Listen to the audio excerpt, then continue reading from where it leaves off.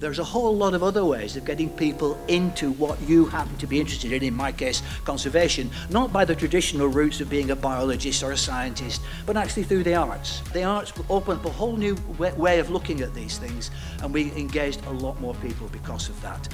It's a wonderful way of bringing people into this wonderful landscape, to see it with fresh eyes and to learn about it. I think the key thing for the creativity is about emotion and empathy and feeling, and that, you know, through creativity you can say things about the landscape that you can't describe in any other way. And I think it's about deep connection, it's about meditation, it's about caring, and it's about trying to find harmony and balance and, you know, how we care for it. And I think from an educational point of view, in terms of my son, you know, it's incredible to be a young person and have that experience of being able to speak to all these different people about things that were really important to him already and he was really passionate about, you know, in terms of the environment. I think the other thing is the legacy for young people, and it's about, you know, how they can carry that forward. We've been brought up with this economies of scale, that we should grow and grow and grow and grow, but actually this is something that needs to be really considered and questioned if we want to have a chance in the future. I think because we're on the ground so often trying to plant wildflower plugs, trying to plant trees, and it sometimes feels a little bit like you're on the losing side of a battle. And they've come in with such a lovely, fresh, optimistic approach. It's been quite, like, uplifting, I guess, is the word I'd use.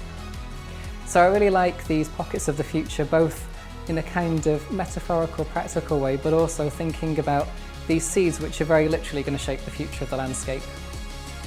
The reflections that have come out of the session that I really liked is this idea that we're only custodians of the land for a short time, and that actually it's kind of a collective responsibility to leave it better. I guess that kind of feeling of collective responsibility and care is something that feels very kind of present here in Upper Teesdale, kind of the way that people think about how they look after the landscape and kind of live with it and are interdependent on it.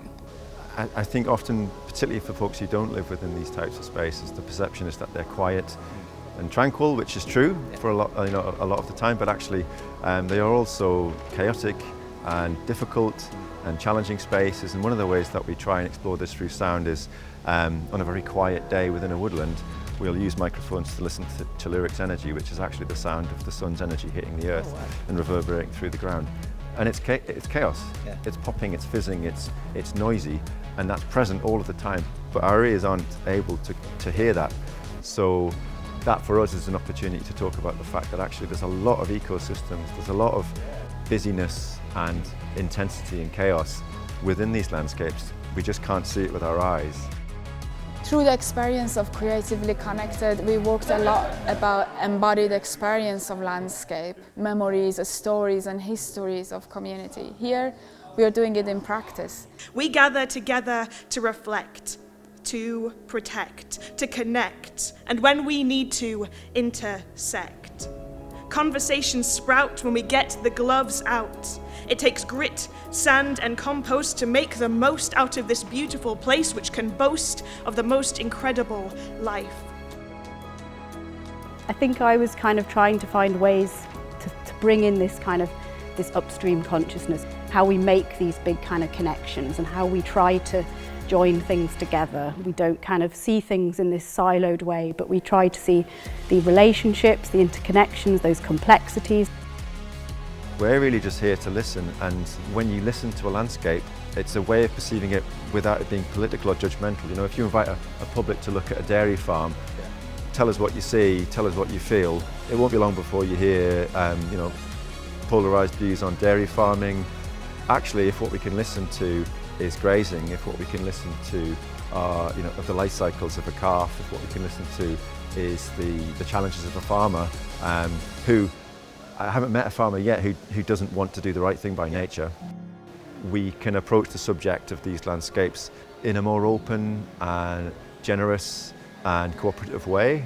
So hopefully at the end of this we can build a better sense of empathy between people who maybe know these landscapes very well, or people who are visiting these landscapes for the first time can maybe understand a bit more about the experiences of farming and actually the deep passion farmers have for nature. It's been an amazing day, wonderful setting, fantastic food, and the poetry was blew me away.